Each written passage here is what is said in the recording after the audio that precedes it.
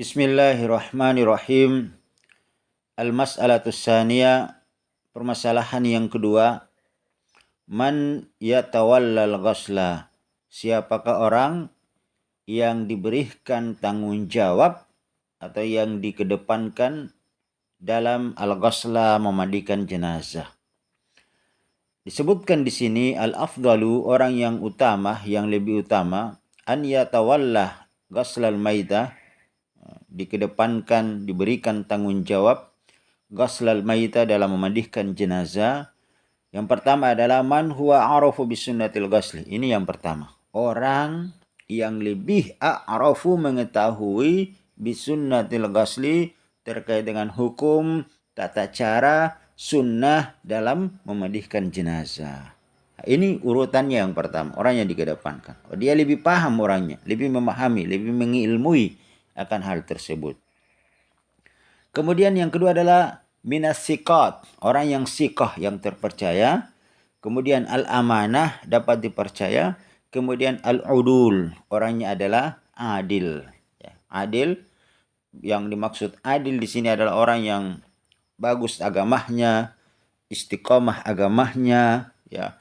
Kemudian orang adil itu adalah selain bagus agamanya, istiqomah agamanya, dia juga bersih dari perbuatan-perbuatan kefasikan dan dosa besar, ya, yang menyebabkan pelakunya terjerumus dalam dosa besar. Bahkan mungkin orang ini secara zahirnya bukan hanya dia tidak berbuat dosa besar, bahkan juga dia juga bersih dari perbuatan dosa-dosa yang kecil. Itulah orang yang disebut dengan amanah. Jadi al-afdalu an yatawalla ghaslal maita man huwa arafu bisunnatil ghasli minas siqatil umana'il udul. Yang paling dikedepankan dalam memandikan jenazah adalah man huwa arafu bisunnatil ghasli, orang yang paling mengetahui, mengilmui tata cara memandikan jenazah, minas siqatil umana'il udul, dari orang yang siqah, terpercaya, dan orangnya adil. Wala siyama, terlebih lagi ikhwan sekalian, idza kanu min ahlihi wa aqaribihi, terlebih lagi orang itu adalah dari keluarga terdekatnya, ya, keluarga terdekat dari mayat itu sendiri, ya. Apalagi kalau orang yang paling mengetahui daripada sunnah memandikan jenazah, terpercaya, adil, itu adalah dari keluarganya, maka ini tentunya lebih dikedepankan lagi. Li'annal ladina, karena disebabkan tawallau ghaslahu sallallahu alaihi wasallam, ketika Rasulullah sallallahu alaihi wasallam meninggal dunia, maka yang memandikan jenazah beliau adalah kanu min ahlihi, itu berasal dari keluarganya. Ka'aliyin, seperti kita ketahui bahwa Aliin radhiyallahu anhu yang memandikan jenazah Rasulullah sallallahu alaihi wasallam adalah yaitu Ali bin Abi Thalib radhiyallahu anhu. Ini dari saudara Rasulullah sallallahu alaihi wasallam. Kemudian dibantu lagi dengan Abbas dan Usama bin Zaid, ya, dari keluarga-keluarga terdekat Rasulullah sallallahu alaihi wasallam. Bogairihi, dan yang selainnya, itu tadi Ali bin Abi Thalib, Abbas, dan Usama bin Zaid.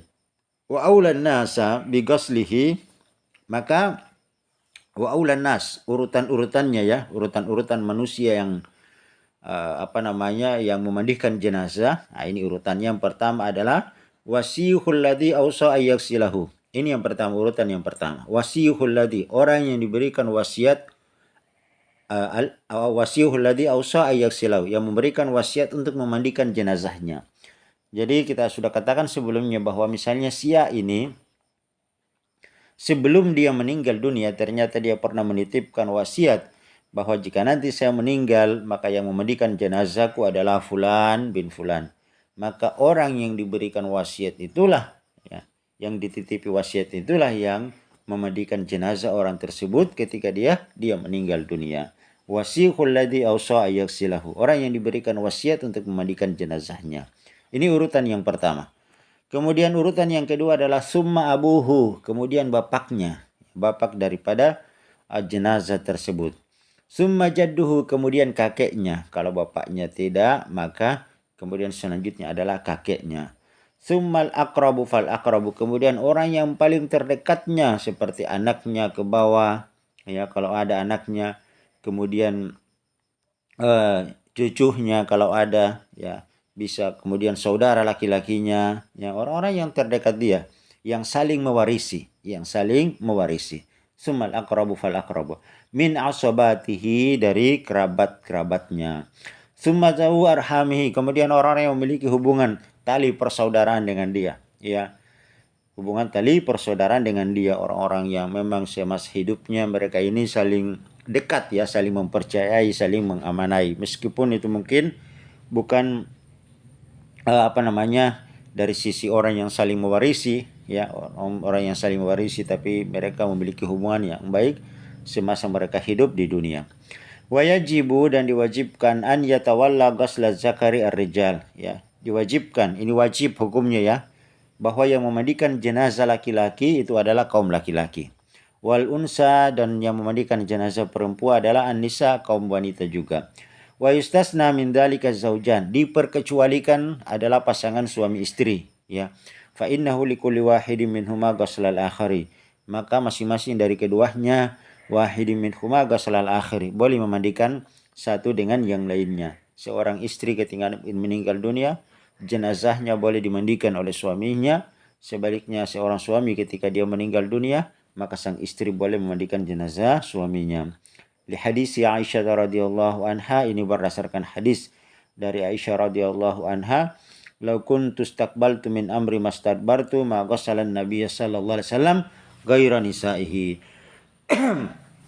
"Lau kuntu istaqbaltu min amri mastadbartu," kata Aisyah radhiyallahu anha, seandainya aku masih mendapati lagi perkaraku yang telah lalu itu, maghasalan Nabi sallallahu alaihi wasallam, maka tidak ada yang berhak, yang lebih pantas memandikan jenazah Rasulullah sallallahu alaihi wasallam ghairu nisaihi, selain daripada istri-istrinya.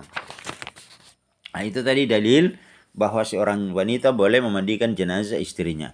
Kemudian waqala Nabi sallallahu alaihi wasallam li Aisyah radhiyallahu anha. Ini hadis dalil terkait dengan seorang suami boleh memandikan jenazah istrinya. Dan Nabi SAW berkata li Aisyah, kepada Aisyah istrinya, ya, Aisyah istri Rasulullah SAW radhiyallahu anha, lau muti qabli, seandainya engkau meninggal terlebih dahulu wahai Aisyah, ini kata Rasulullah, lau muti qabli, seandainya engkau meninggal terlebih dahulu dariku wahai Aisyah, lagassaltuki, maka saya sendiri yang akan memandikan jenazahmu, wa kafantuki, dan saya sendiri yang akan mengkafani jenazahmu.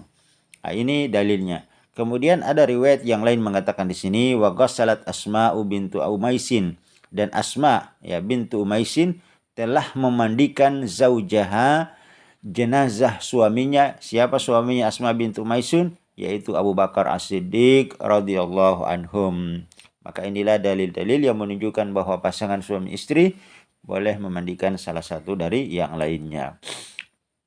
Kemudian selanjutnya, pembahasan yang selanjutnya di sini adalah wala yaghsilu syahidul ma'arakah, wala yughassalu syahidul ma'arakah, dan orang yang al-ma'arakah, yang syahid al-ma'arakah, meninggal di medan pertempuran, ya, di medan peperangan, dia meninggal dunia, wala yughassalu, maka mereka tidak perlu dimandikan, ya. Jadi orang yang meninggal di medan jihad, di medan perang, maka wala yughassalu syahidul ma'arakah, tidaklah dimandikan orang-orang yang meninggal di medan perang itu. Li'anna Nabi sallallahu alaihi wasallam, sebab Nabi sallallahu alaihi wasallam amara biqatla Uhudin, memerintahkan 70 orang sahabat yang meninggal di perang Uhud, ayyudafinu fi siyabihim, jangan dikafani, cukup mereka yudafinu, dikuburkan, fi siyabihim, dengan pakaian-pakaian yang mereka gunakan mati syahid di perang Uhud tersebut. Walam yughassalu, dan 70 sahabat yang meninggal di perang Uhud tadi, walam yughassalu, tidak dimandikan, kata Nabi. Walam yusalla alaihim, tidak pula disolatkan, apalagi solat, mereka tidak disolatkan. Kenapa? Karena solat itu tujuannya adalah mendoakan jenazah, sementara mereka adalah orang-orang yang mati syahid di jalan Allah Subhanahu wa taala. Orang mati syahid di jalan Allah, ya, sudah diampuni dosanya, ya. Maka tidak perlu lagi disolatkan, ya. Wa kadzalika, demikian pula, la yukaffinu, mereka tidak dikafankan, wala yusalla alaihi, tidak disolatkan, bal yudaffinu bisiyabihi, akan tetapi orang-orang yang syahidul ma'rakah tadi itu, meninggal di medan perang tadi itu, yudaffinu bisiyabihi, dikebumikan, ya, dikubur dengan pakaian-pakaian yang ada di tubuh mereka. Kama fil hadis sabiki, sebagaimana yang sudah kita jelaskan pada hadis sebelumnya. Kemudian yang selanjutnya di sini adalah asiktu.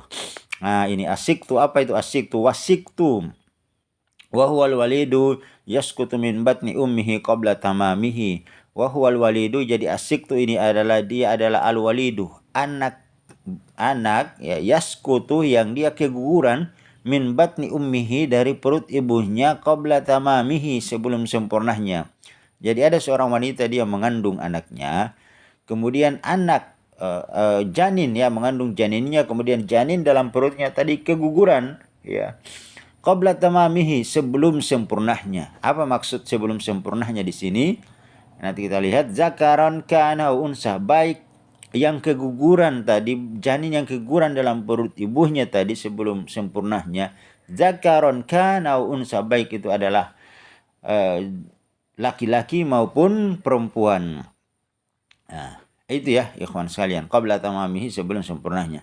Nah, di sini dirinci, idza, apabila balagha arba'ata asyhurin ghassala, jika ternyata ya anak yang dalam janin yang dalam perut ibu tadi itu balaghah, telah mencapai arba'at asyhur, berusia 4 bulan ya. Kandungan tadi sudah berusia 4 bulan, tepatnya 120 hari. Ghassala, maka itu dimandikan, wa kuffina, dikafani, wasuli alaihi, dan disolatkan. Kenapa demikian? Ini alasannya kan. Di sini dikatakan li'annahu ba'da arba'at asyhurin yakunu insanan. Nah, ini ya jelas. Karena setelah ya usia kandungan itu dia sempurna 4 bulan, arba'at asyhur, yakunu insanan, maka yang ada di dalam perut seorang wanita itu adalah disebut dengan insan. Apa itu insan? Yang disebut dengan insan itu adalah merupakan terdiri dari jasad dan ruh. Terdiri dari jasad dan ruh. Ketika ada seorang wanita, sehingga jika ada seorang wanita, dia telah kandungannya berusia 4 bulan, ya, tepatnya 120 hari. Kemudian dia keguguran, maka status ya anak dalam perutnya tadi itu adalah sebagai insan, terdiri dari jasad dan ruh. Maka anak tersebut ada nyawa yang dicabut dari tubuhnya. Maka anak yang seperti ini gusila, dimandikan, wa kuffina, dikafani, wasulli alaihi, dan disolatkan ya. Diperlakukan seperti jenazah ya, orang yang pada umumnya ya, diperlakukan jenazah pada umumnya. Tapi kalau di bawah usia 4 bulan, maka itu belum ada ruh yang ditiupkan. Ya, itu belum disebut dengan insan. Tidak ada nyawa yang dicabut, ya. Maka itu hanyalah sekerak daging, ya. Maka dia tidak dikafani, tidak disolatkan, dan hanya dikuburkan begitu saja. Nah, ini ikhwan sekalian ya yang bisa kita jelaskan pada pertemuan kali ini, semoga bermanfaat.